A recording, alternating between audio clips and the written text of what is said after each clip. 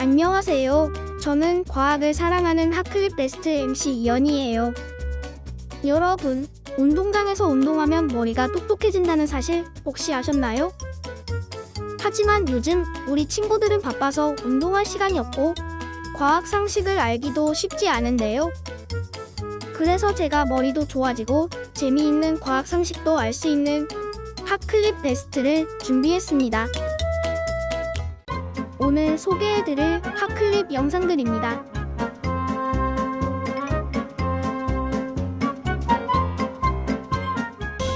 요즘 하나의 트렌드로 자리 잡은 자신에게 맞는 색을 찾는 퍼스널 컬러 진단.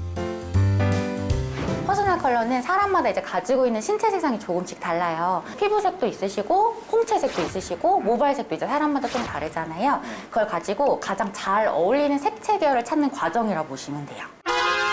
퍼스널 컬러에는 봄 웜톤, 여름 쿨톤, 가을 웜톤, 겨울 쿨톤 이렇게 크게 4가지로 나뉘는데 최근 퍼스널 컬러가 이슈가 되면서 연예인들의 퍼스널 컬러를 분석하여 진단하는 게 덩달아 유행이 됐단다. 많은 분들 들어오고 계시는데요. 아우 반갑습니다. 쇼호스트로 활동 중이라는 정아 씨는 얼굴 노출이 많은 직업인 만큼 본인을 더 돋보이고 화사하게 보이는 색을 알고 싶어 오랜 고민 끝에 직접 진단을 받으러 오게 된 것. 천이고요. 142색으로 되어 있어요. 이거를 직접 턱 밑에 올려가지고 여러 가지 컬러를 비교해보는 과정. 자신의 피부톤을 알고 맞는 색을 찾는 게 요즘 MZ세대에선 하나의 트렌드로 자리 잡았는데 연예인들 사이에서도 퍼스널 컬러 진단을 받는 게 필수 조건처럼 됐단다. 이게 겨울 브라이트 톤이고 이게 여름 브라이트 톤인데요. 약간 밝혔을 때, 색을 약간 밝혔을 때 중앙 부분이 조금 더 맑아 보이기 시작하죠. 여러 가지를 올려보고 잘 어울리는 컬러를 같이 찾아보는 겁니다. 이럴 때 내 피부톤이 조금 더 갸름해 보이네, 조금 더 밝아 보이네, 블루톤을 대니까 더 시원해 보이고 맑아 보인다, 이런 식으로 좀 이제 다양하게 얘기하면서 색에 따라 더 화사해 보이거나 얼굴이 뚜렷해 보이는 효과를 낼 수 있기에 중요한 일을 앞두고 이곳을 찾는 사람도 있단다. 정아 씨는 여름 쿨톤으로 파스텔 계열의 밝은 색이 어울린다고. 조금 더 나를 표현하고자 하는 거죠. 요즘에는 아무래도 이제 보이는 이미지도 하나의 나를 표현한 수단이잖아요. 그래서 아무래도 좀 더 관심이 많으신 것 같아요. 너무 신기해요. 뭐가 좀 신기하셨어요? 원래 레드 이런 것들 되게 좋아하고 그랬는데 딱 비교해보니까 훨씬 더 좋은 것 같아요. 집에서는 하실 수 있는 방법을 제가 알려드릴게요. 네. 일단 수건에 색깔이 있다거나 아니면 의상색, 상의로 맨투맨이나 니트 같은 거 컬러감들이 좀 있잖아요. 그런 거를 컬러별로 준비해 주시면 좀 좋아요. 여러 가지 이제 넘겨보는 거죠. 그리고 이 넘기는 과정을 직접 촬영하고 계시면 나중에 보실 수도 있고 혹은 뭐 남이 나를 봐주면 더 좋고요. 그래서 이런 식으로 여러 가지를 올려보고 잘 어울리는 컬러를 같이 찾아보는 겁니다. 옷뿐만 아니라 피부톤에 맞는 화장품의 색도 골라준단다. 오렌지나 레드보다는 핑크가 훨씬 잘 받으셨잖아요. 퍼스널 컬러 진단은 의상에도 적용이 되지만 메이크업, 헤어 전체적으로 다 적용이 됩니다. 립의 색에 따라 얼굴의 인상도 달라져 본인에게 맞는 색을 고르는 게 중요하답니다. 그래서 메이크업을 하실 때 약간 핑크기가 있는 컬러를 먼저 고르시는 게 가장 좋으시고 주황기라던가 벽돌기가 있는 컬러는 메이크업으로는 조금 피해 주시는 게 좋아요. 이목구비가 오밀조밀한 느낌도 있고 화려한 느낌도 있어요. 근데 인매가 좀 볼륨감이 좋으세요. 그래서 너무 립을 도드라지게 하시는 것보다는 약간 그라데이션 하시면 더 좋으실 것 같아요. 머리카락도 피부톤에 따라 본인에게 어울리는 색이 있어 염색할 때도 도움이 된다고. 토프 브라운 같은 느낌입니다. 렌즈를 빼고 색채 계열이 분명히 잘 어울리는 건 있지만 그 톤에 너무 집착하시지 않는 게 좋아요. 물론 다 어울리고 다 멋지고 다 예쁜 부분이 있으시니까 조금 더 나를 돋보이게 하는 수단, 그리고 내가 돋보여야 될 때 활용하시면 좋으실 것 같아요. 타고난 피부톤과 눈동자 색에 따라 자신에게 맞는 색을 찾아 자신의 정체성을 찾는 MZ세대. 궁금했던 진단을 딱 받아서 너무 좋고요. 이렇게 메이크업, 헤어, 의상까지 완벽하게 제가 어울리는 색상을 좀 찾게 되었으니까 집에 가서 꼭 해보겠습니다. 오늘 주제가 태양이잖아요. 그래서 궁금해지는 게 지구도 그렇고 화성도 그렇고 이 주변 행성들이 다 태양계라고 하잖아요. 왜 그렇게 지었나요? 네, 그걸 설명하기 전에 일단 태양계에는 어떤 행성들이 있을까요? 저 알아요. 수금지와 목토천해. 태양계 모이면 돼. 지구를 포함해서 8개의 행성이 있는데요. 이 행성들과 태양의 가장 큰 차이점이 있어요. 이게 뭘까요? 네, 다른 행성과의 차이점은 스스로 빛을 낸다는 거예요. 그러니까 태양만 스스로 빛을 내는 거죠. 근데 별 같은 것도 막 혼자서 반짝반짝 거리잖아요. 빛나는 거는 태양 혼자고 나머지는 빛을 반사한 거죠. 태양처럼 스스로 빛을 내는 천체를 항성이라고 하거든요. 태양계에는 많은 천체들이 있지만 항성은 태양 딱 하나다. 그래서 태양계라고 부르는 거예요.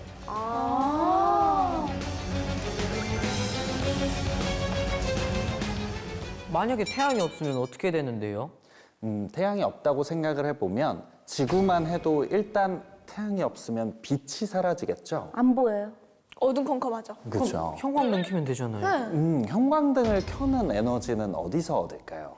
네. 아, 맞네. 태양열은 물론이고 수력 발전이나 풍력 발전 이런 것들도 다 태양이 있어야 가능한 거거든요. 예를 들어서 이제 태양이 지구를 비추면 어떤 곳은 잘 비춰지고 어떤 곳은 덜 비춰지겠죠.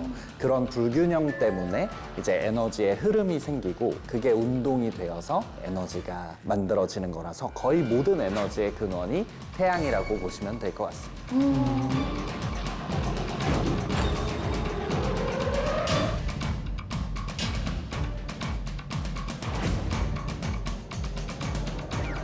또 식물도 햇빛이 없으니까 다 죽고 이제 산소도 만들어내지 못하게 되겠죠.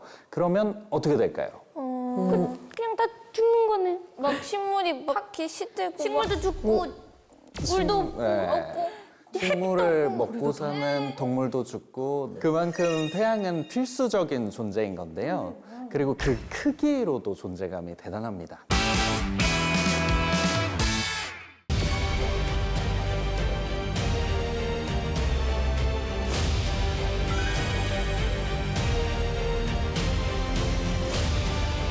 저는 여러분을 오늘 안내해줄 김훈 선생님입니다.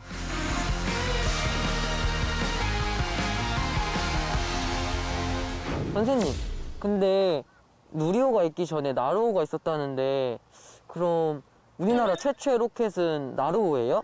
나로호는 우리나라 최초의 위성을 우주로 보낸 로켓 발사체가 맞는데 나로 이전에 이미 우리가 개발을 했던 로켓들이 있습니다.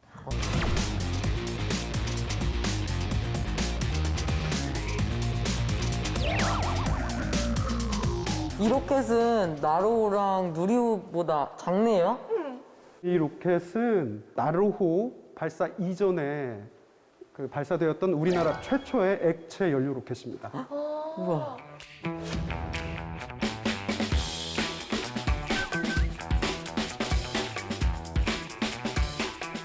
그럼 이 로켓은 어느 때 사용되는 로켓이에요? 누리호나 나로호는 화물 운송용 로켓, 얘는 관측용 로켓. 아, 관측용이구나. 이 KSR-3는 네. 우주로 가지는 않고요. 비행하는 시간 동안 대기의 상태, 온도, 습도 등을 측정을 하고 그 자료를 보내주고 임무를 다 마치는 거예요.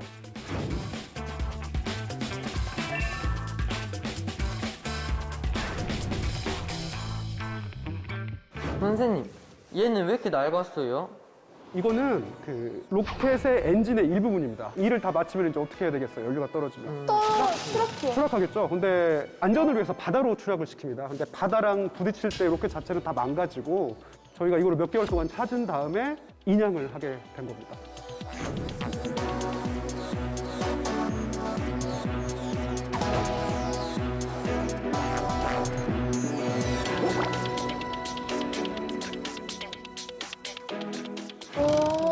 오, 신기하다. 우리 퀴즈 정답! 우리나라의 최초 액체 연료의 로켓은 땡땡땡이다. 이거 아니야? 선생님, 이거 이름이 뭐예요? 이 로켓의 이름은 KSR-3입니다. KSR-3 그 정답이네.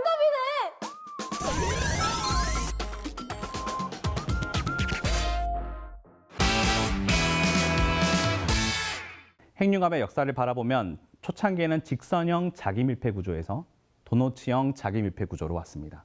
이 도넛 장치를 우리가 토카막이라고 부르죠. K-스타 장치도 토카막 장치입니다. 이 도너츠형 자기밀폐 구조를 통해서 우리는 플라즈마의 손실을 줄일 수가 있게 됐고 플라즈마의 밀도를 더 높일 수 있게 됐고 플라즈마의 가둠 시간을 증가시킬 수 있게 됐습니다. 우리나라에 있는 2개의 핵융합 연구개발 장치는 모두 토카막형을 갖고 있습니다. 플라즈마의 온도는 어떻게 올릴 것이냐? 우리 토카막에서는 3가지의 가열 장치를 사용하는데요. 첫 번째, 중성 입자빔 주입 가열입니다. 중성 입자빔 주입 가열은 여러분들 당구장에서 당구 치는 것과 혹은 자동차들이 서로 충돌해서 발생하는 에너지와 같습니다. 고에너지 입자 충돌에 의한 가열이며 현재 가장 효과적인, 토카막에서 가장 효과적인 가열 방식입니다. 두 번째 방법은 유도 전류 가열입니다. 이 유도 전류 가열은 쉽게 생각하면 이 도선에다가 우리가 전류를 흘리게 되면 이 저항 물질에다가 전류를 흘리게 되면 이 도선이 뜨거워지죠. 그런 원리를 이용한 겁니다.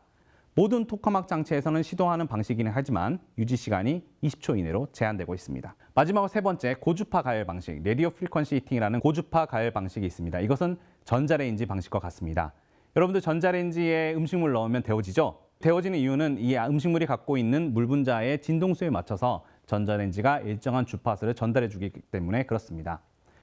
이 플라즈마가 회전하는 주파수에 맞춰서 고주파를 쏘아주면은 이 플라즈마가 이 에너지를 흡수할 수 있게 됩니다. 즉 이러한 고주파 가열 방식을 통해서 우리는 플라즈마를 데울 수 있게 됩니다.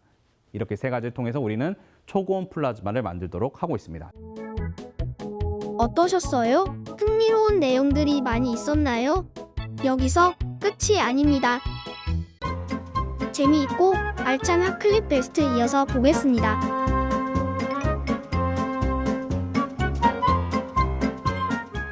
놀이개부터 시작해서 목걸이, 팔찌 등 우리의 일상생활 속에서 유용하게 활용되고 있다는 전통 매듭. 여기를 보시면요, 전통 매듭으로 된 놀이개 장식품이에요. 우리가 보통 옷에다가 한다고 이 한복에 놀이개를 하는 거거든요. 전통 매듭을 할 때 꼭 필요하다면서 무언가를 꺼내기 시작하는 기술자. 이건 어디에 쓰는 물건인지? 이거는 명주실이에요. 노유꽃에서 빼낸 명주실. 명주실을 이물질을 다 제거해서 끝목을 짜서 매듭을 맺는 거예요. 가장 먼저 기술자는 명주실을 물속에 담그기 시작하는데 과연 어떤 변화가 생길지. 쿠카 꽃 있죠? 그 꽃에 메리골드란 꽃이에요. 이게 염색이 되면 좀 노랑 색깔이 나와요. 기술자는 아름다운 색깔을 만들기 위해 자신이 직접 정성을 들여서 염색을 하고 있다고 한다. 명마늘 탄 물이에요. 염색을 해서 마지막 헹구는 거예요. 헹구야만이 그게 염색이, 천연 염색은 빨리 색상이 바래지질 않아요. 헹구고 난 후 다음 작업은? 바람에 말리는 거예요. 서서히 마르기 시작하는 명주실. 서서히 그냥 자연적으로 또 한 2시간에 한번 털어주고 이렇게 돌려서 자꾸 그렇게 말리면 뭐 내일 조금 다 말라요.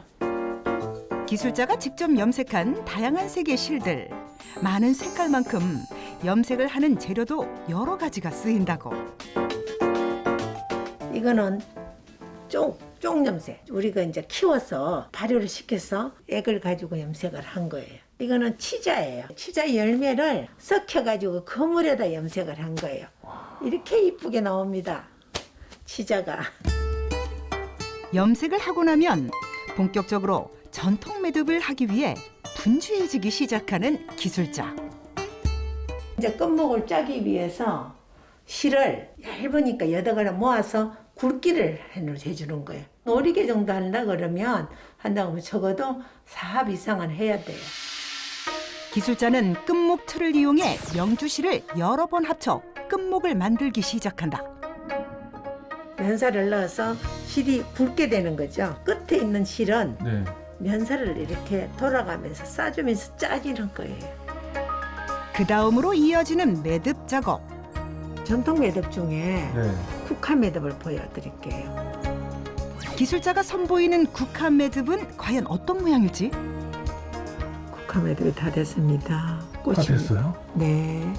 매듭의 기본이라는 국화 매듭. 실제 국화와 비교해 보니 어머나 정말 데칼코마니처럼 똑같다. 노래기 하나를 하려면 이 정도가 지금 좀 약해 보이니까 매듭을 더 해줄 거예요. 기술자는 노래개를 완성시키기 위해 이번에는 다른 매듭을 짓기 시작하는데 이건 무슨 종류의 매듭인가요? 참자리 날개죠. 꽃하고 참자리하고 섞어서 우리가 매듭을 많이 써요. 꽃 위에 참자리가 날고. 기술자는 매듭을 짓고 나서 술을 달기 시작한다. 마침내 나만의 노래개 완성! 기술자는 전통 매듭이 잊혀지지 않도록 계승하기 위해 제자를 양성하고 있기도 하다고.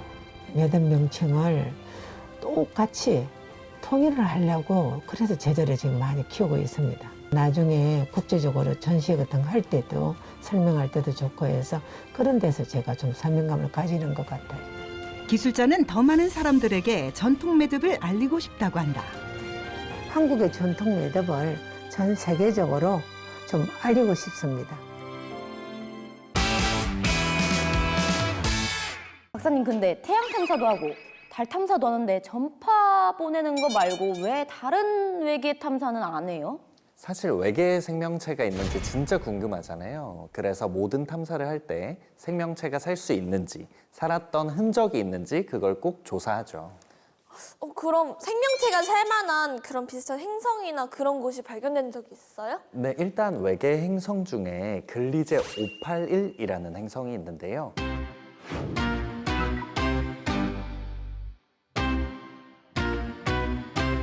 대기도 있고 바다도 있는 것으로 추정돼서 제2의 지구로 불리고 있어요. 그럼 진짜 생명체가 살 수도 있겠네요? 그렇죠. 근데 확인을 할 수가 없어요. 왜요? 너무 멀리 있거든요. 이 행성은 20광년 거리에 있습니다. 20광.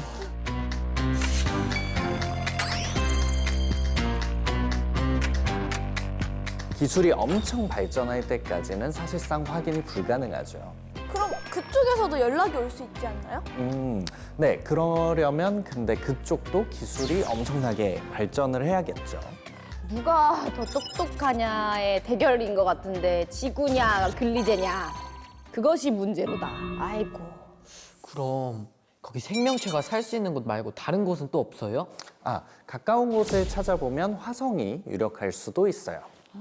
화성.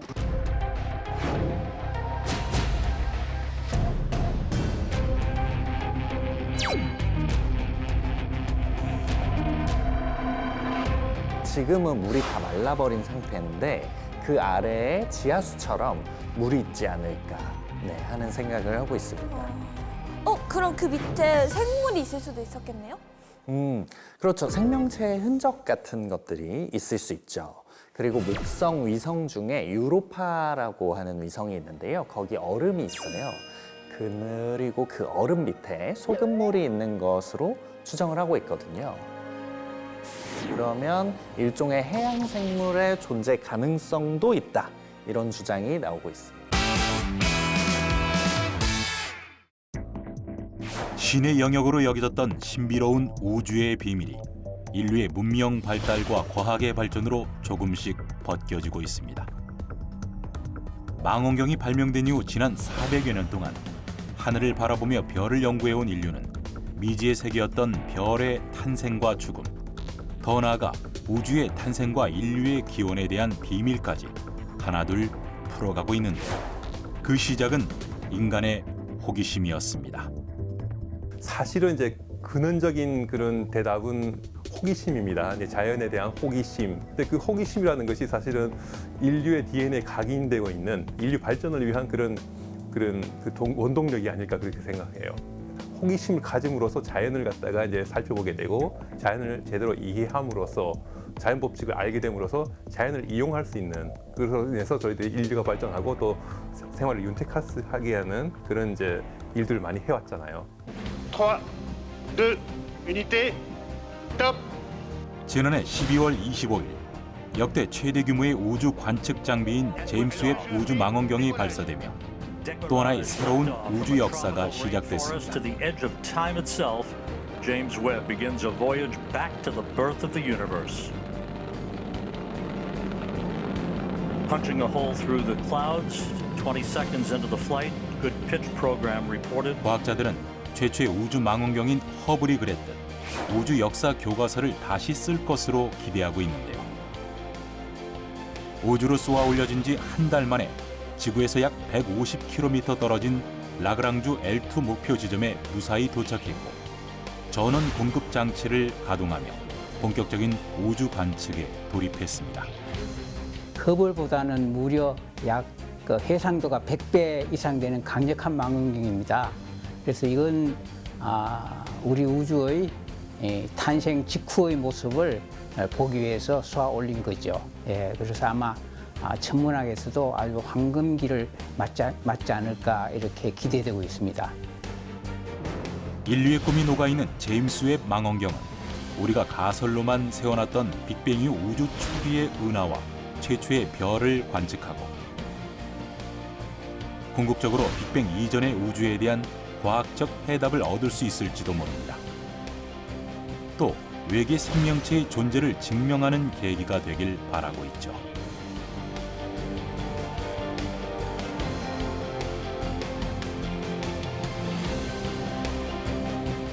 천문학을 연구하는 가장 중요한 목적은 우리가 살아가고 있는 이 우주가 어떻게 생겨났는지, 또 어떻게 태어났는지, 또 어떻게 돌아가고 있는지, 또 과연 우리와 같은 생명체는 어떻게 태어났는지에 대해서 답을 얻기 위함이라고 생각을 하고 있는데요. 그런 의미에서 제임스 웹 우주망원경은 이러한 문제들에 대한 해답을 관측적으로 알려줄 수 있을 것이라고 생각을 하고 있습니다.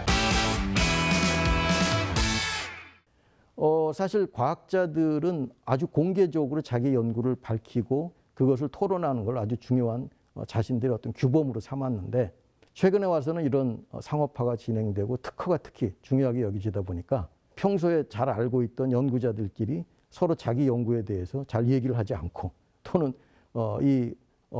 논문보다 오히려 특허를 먼저 생각해서 논문을 내가 취소하더라도 특허를 먼저 받겠다라고 하는, 이거 생각할 수도 없는 그런 얘기들이 지금 나타나고 있는 그런 상황이라고 말할 수가 있겠죠. 상업화가 진행되면 기본적으로 그 부가가치가 높은 쪽 분야로 연구들이 집중할 수밖에 없어요. 예를 들면 최근에 우리 백신 문제 때문에 지금 세계적인 다국적 제약회사들이 많이 지금 그 메이커들의 이름이 우리 일상생활에서 흘러 넘칠 만큼 많이 이야기가 되고 있는데, 이런 기업들 같은 경우에 사실 신약 개발을 하는데 엄청나게 많은 돈이 들어갑니다. 그렇지만 한번 신약 개발을 하게 되면 이른바 블록버스터급의 약을 개발할 경우 그 이익은 어마어마하죠.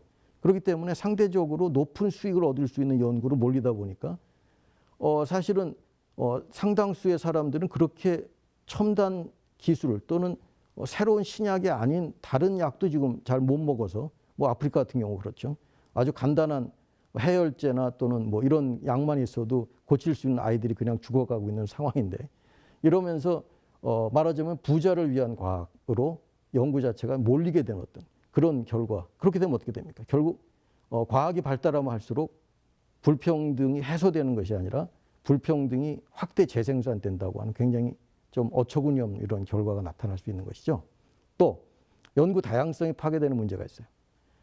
돈이 되는 쪽으로만 연구가 몰리다 보니까 우리 사회가 유지되는 데는 꼭 돈이 안 되더라도 중요한 연구가 있습니다. 수행되지 않은 과학의 문제점은 바로 그런 부분에 초점을 맞추려고 하는 것이죠. 그래서 그동안 시장에 대한 관심 때문에 가려졌었던 환경, 보전, 안전, 윤리, 젠더 이런 등등의 문제를 좀 더 집중적으로 보려고 하는 것이 바로 이 언던 사이언스라고 하는 접근 방식이라고 할 수가 있겠죠.